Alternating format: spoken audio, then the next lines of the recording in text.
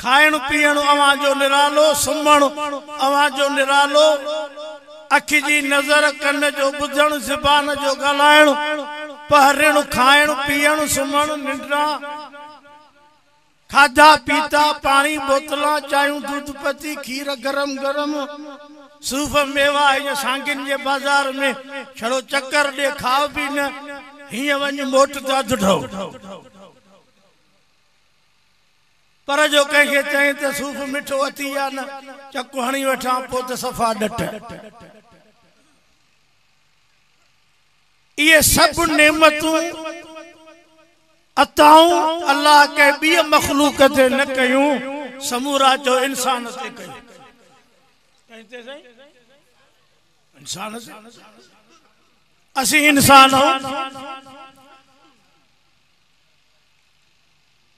वरी इंसानन में अल्लाह असांजे थोरो करे मुसलमान कयो। इंसान जवानिया भी डेढ मारे चा चोड़ा भी, पर उन वटि कलमू ना है, असां अवां वटि कलमू। वरी मुसलमान त 1,24,000 नबियन की उम्मत है, पर असां के अल्लाह पंहिंजे प्यारे में प्यारे महबूब हजरत मुहम्मद मुस्तफा सल्लल्लाहु अलैहि वसल्लम जो उम्मती कई। उम्मती फरमाए करे फरमायो, रब कुंतुम खैर उम्मतिल उखरिजत लिन्नास। तालके वारा यूनिट जा दोस्त बाअख्तियार मुखे लाहिण में का चिटजन या कन में सुरबाट कन, छो त हे जमायती इजलास एकड़ो जलसो आ, हो वाइज कोने जो असां पुलिस सां भी न लहूं। हिन में ता इशारो दींदो जो ता के खबर आ पंहिंजे प्रोग्राम जी मां मिड़ई संगत के वाइज जे सूरत में मां जो रूह भी कयूं ए कुछ जागी भी पवन, माटर बाटर भी पए थी, अञा त देर सां माटर वडी पवंदी, वडी माटर महल तेसी ते ता घर पुजी विंदा इंशाअल्लाह। हिकु कंबल हेठों बियो मथो, वरी जो वणे वत जवाबदार ते रेड भी कजो। अल्लाह तां अचण कबूल फरमाए। छड़ा ईदा खिलन जण ईदा, पर हाणे इहो मुंहिंजो अॼु मौज़ू न आहे जो मां हेॾे हलियो वञा।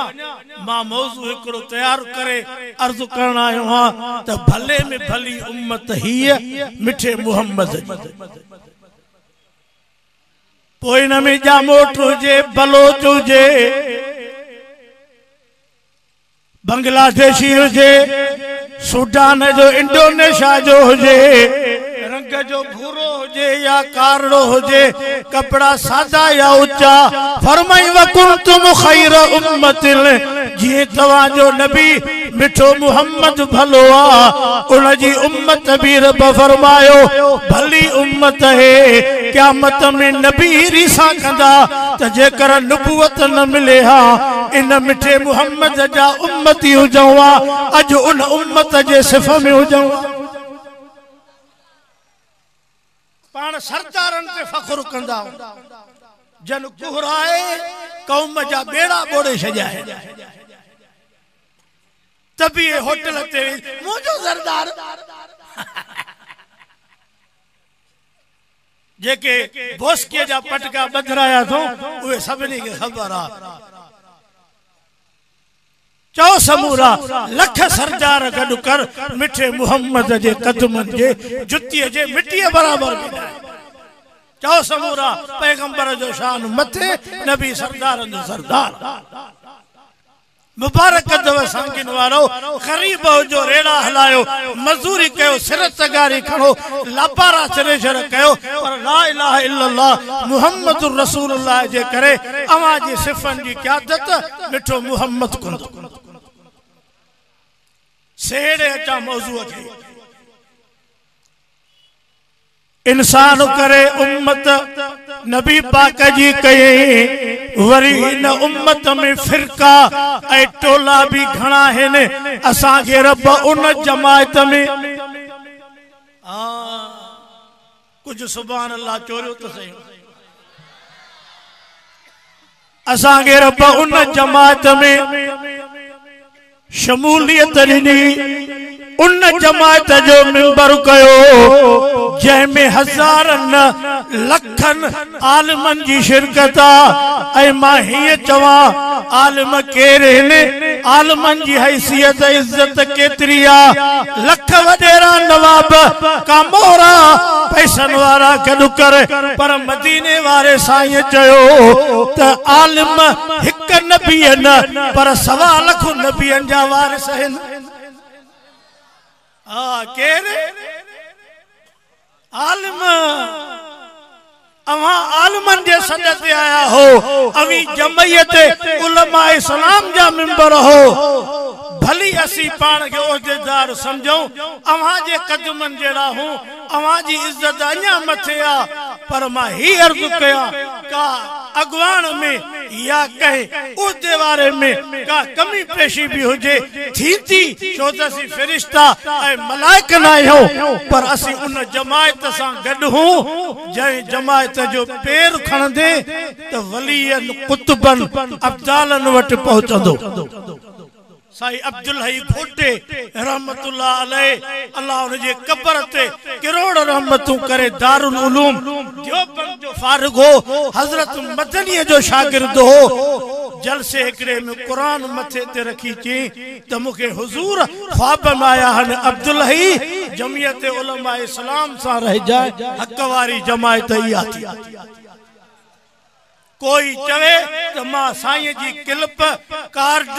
उन जी तकरीर बुधराए सगां दो। ए साईं अब्दुल हई जा हजरत साईं अब्दुल करीम कुरैशी, अल्लाह उनजे कब्र ते रहमतूं करे, उन्हनि ही जुमला चया त रब अब्दुल करीम खां पुछो त का नेकी थी, को अमल थी। मां चवंदुमि अल्लाह ॿियो अमल ॿेर वारे वटि कोन्हे, हीअ जमायत जी पर्ची भरी थम, इन जमायत जो मिंबर आहे, जे क़बूल हुजे त अब्दुल करीम हाज़िर। उलमा वेठा आहिनि,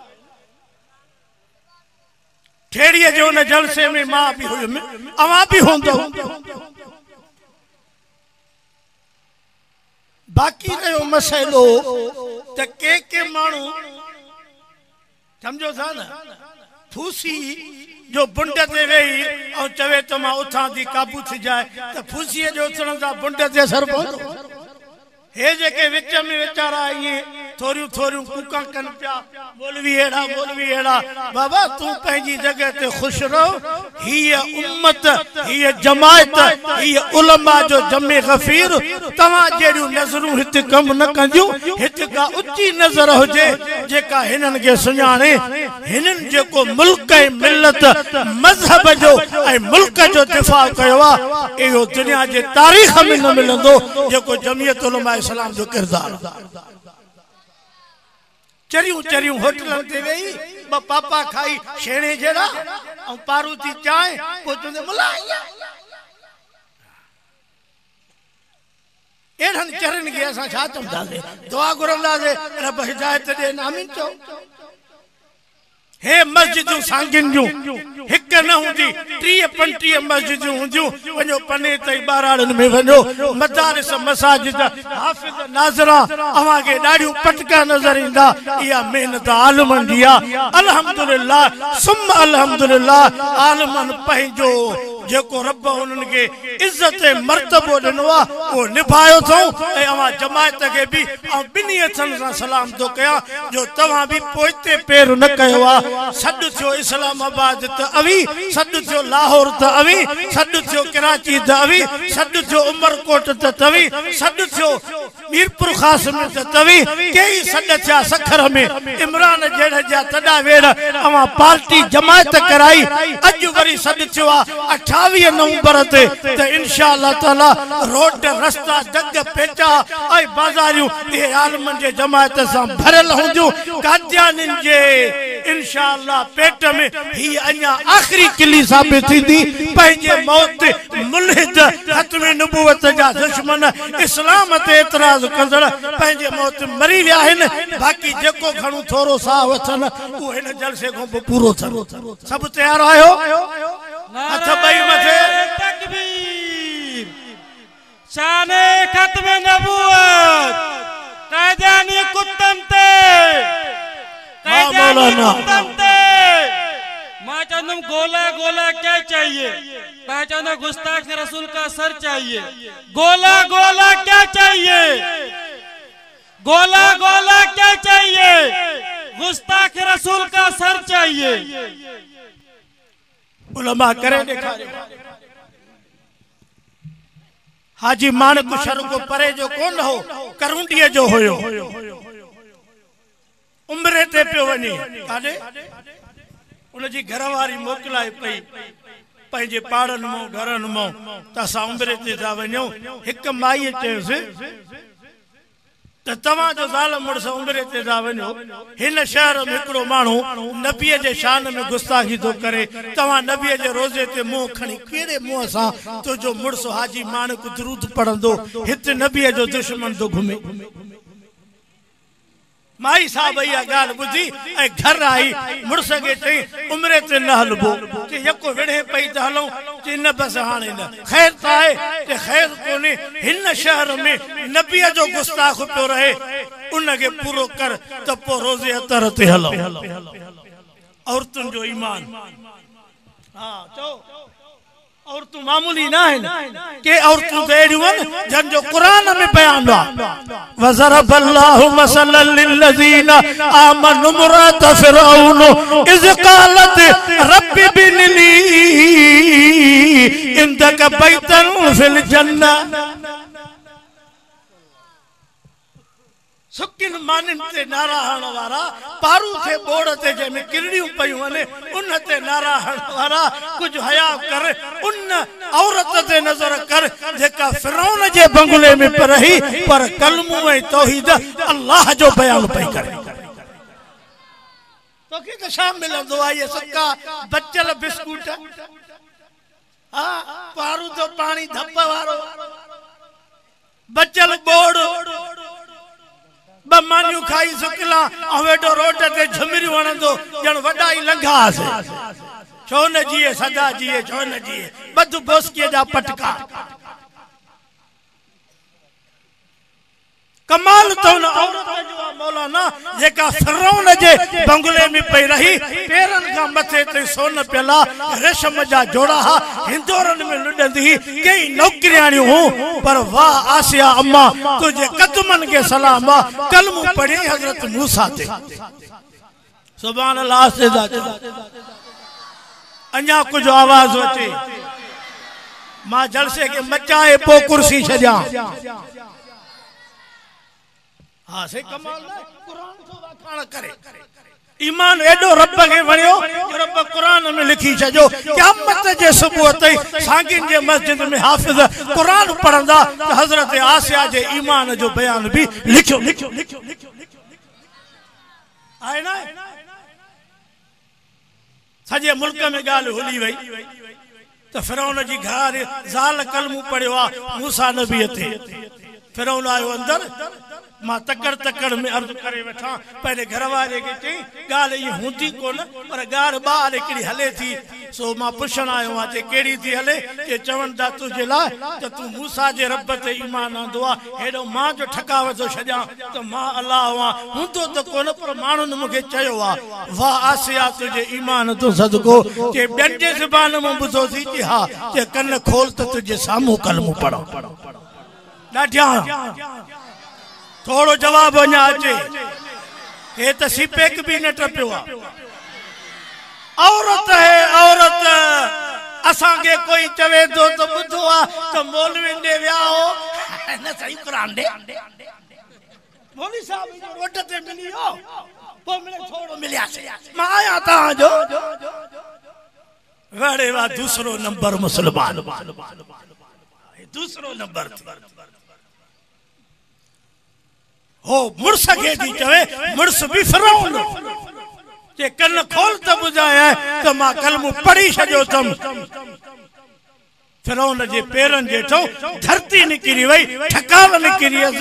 कि कुछ सियाणी थी के सब कुछ सियाणी थी चुकिया कलमू पढ़ी चुकिया जेके वाह वहाना थी वाह और कलमू कोन छड़ी दा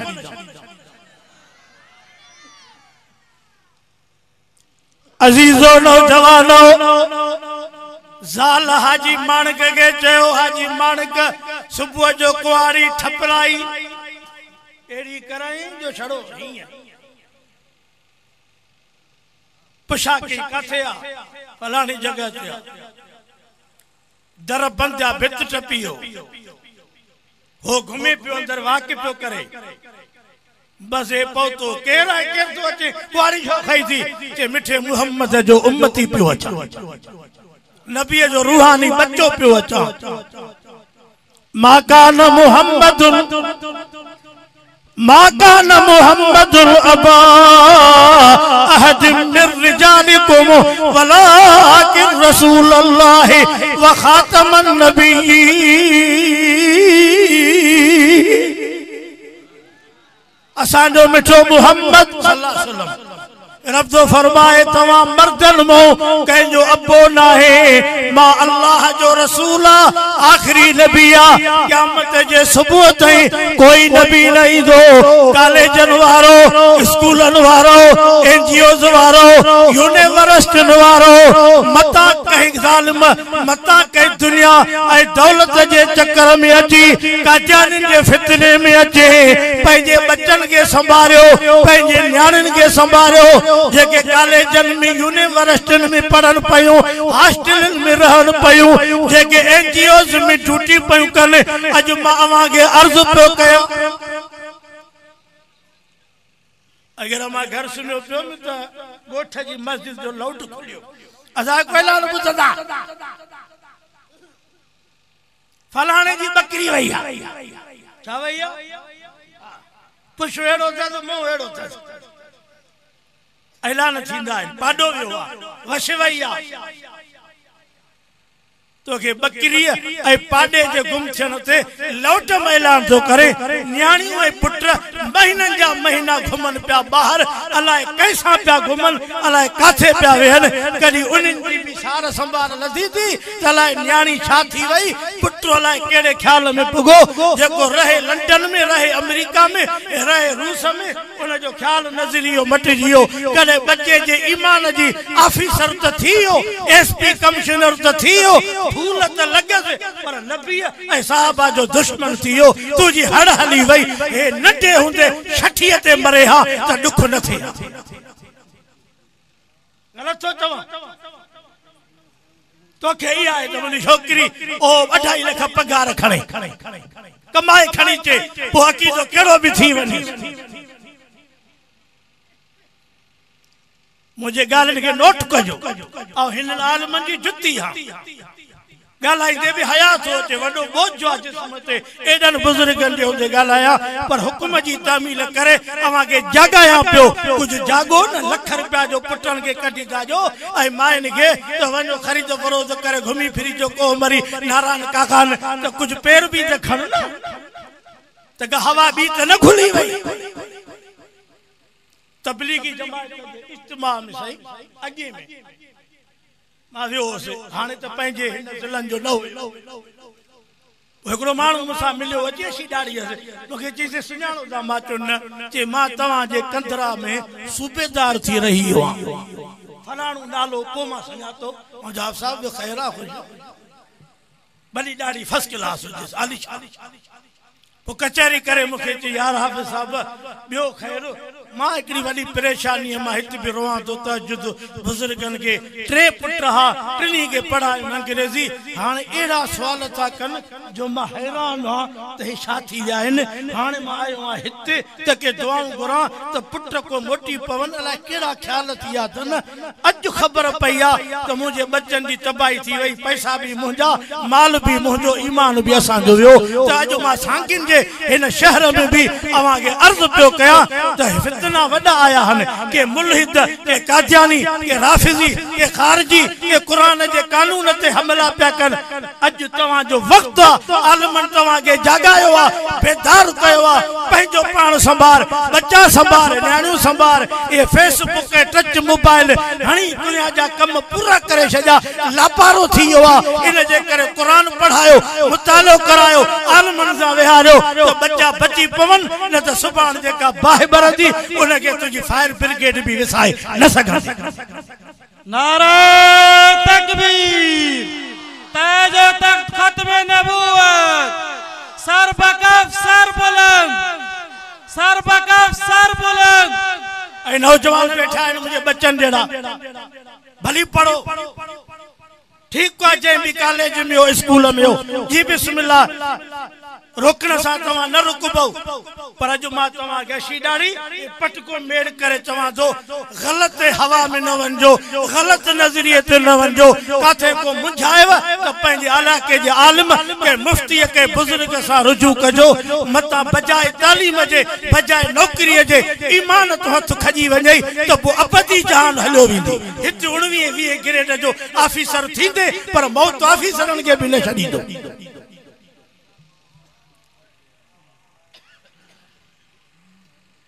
कुरान जो फरमाए वज़रबल्लाहु मसलन लिल्लज़ीना आमनु इम्रात फिरौन हज़रत आसिया फिरौन चयोसि जे कलमो पढ़ियो थी त नतीजो भी कुछ निकिरंदुई के नतीजो अजम कबूल कयो कलमो पो पढ़ियो जेको वणई करे छडे ईमान उहो मजबूत आ जो पहाड़ लुडी विंदा आसिया जो ईमान न लुडंदो तोखे को 20,000 दे तो भोगी ठारा घर ठारा बगारियों मौलविन के दे तो बिस्मिल्लाह करे कुडे तो बाजार में मसवाड़ी रामखोर तोखे दीन आलमन से खारियो कलम आलमन से खारियो जाए है त कन्न में बांग मौलविन नहीं कन्न में तकबीर मौलविन नहीं नालो मौलविन रखी निकाह जो मंजूर आयो तो आलम अची करे तुझा निकाह पढ़या अबो डाडो मरियो तो दुरूद जनाजा तुझा आलमन पढ़या तुझे मोल पी जेको 16 साल बिस्तरे ते पियो उनके साबुण खणी धोई करे कपड़ा लटा बियो टियो इस्तंजा कराए सीजारे कब्र में लाथो हाने तू आलमन के तो गालाए मौलाना दुख सा चवणो थो पवे बस मुझो आज पूरो पियो थे हजरत आसिया के फिरौन घट न कई मेखा घुराए भी हई बंगले मो कढई जेवर लही विया इते हजरत आसिया एकड़ी दुआ घुरी कैखों घुरी चौ चौ कैखों घुरी वो दुआ शामे लिखला हजरत आसिया दुनिया जी हयाती न घुरी सांगी शहर जा मुसलमानो नौकरन वारो दुकानन वारो मार्केट वारो हारियो जमींदारो हेडे नजर कयो हजरत आसिया दुआ घुरी उहा दुआ अल्लाह पाक के वणी वई रब कुरान पाक में लिखी छडी इज़ क़ालत रब्बी बिनली इंदक बैतन फिल जन्नत व नज्जनी मिन फिरऔन व अमलिही व नज्जनी मिनल कौमिज़ ज़ालिमीन। सुभान अल्लाह थक जी पिया हो बस मां कुर्सी छडण वारो आलम वडा वेठा उहदेदार वेठा वाह हजरत आसिया तुझी दुआ चवे थी मुझा रब फिरौन जा बंगला छजम जेवर छजम सब बिस्तरा छजम बस मुके जन्नत में घर खपे चौ चौ काथे सब चौ काथे अरे मुझा मिठा बाबा ये नौकरियों ये गाड़ियों ये पिजारा ये वीगा ये जीपूं ये अचनी वंजनी शय थी वीगन वारा भी कब्रुन में सुम्या पिया थी जीपन वारा भी सुम्या पिया थी पर कब्र थी ईमान वारे जी चौ चौ कब्र कहीं जी मौलाना गालायो हाँ कब्र बंगलन वारन जी नाए कब्र वीगन ने पिजारो वारे जी नाए कब्र ईमान वारे जी आज शुक्र कयो जो रब तवा के उन जमात ज़ार आयो जेका आलमन जी जमात हजरत अमरोटी हजरत बेरवी हजरत हालेजवी अल्लाह उनके कब्रुन ते करोड़ रहमतू करे मौलाना जन जमात जे मथे ते छप्पर ए शाह जन मदारस कायम कया जन मस्जिदू कायम कयो जन उलमा जी जमात जी ओ मरण घड़ी ते सरपरस्ती कई अवी उनन जी जमात हो अज उन जी जमात अवा वट आई अवा के सडे पई थी 28 नवंबर ते सखर जे ओ उन रोड ते जाते तबलीगी मरकज अवा के कद छणुआ सब तैयार आयो बैयत मथे करे पान भी हलो ॿियनि खे भी वठी जो हयाती बाकी मुलाकात बाकी आखिर दावाना अनिल हम्दुलिल्लाह।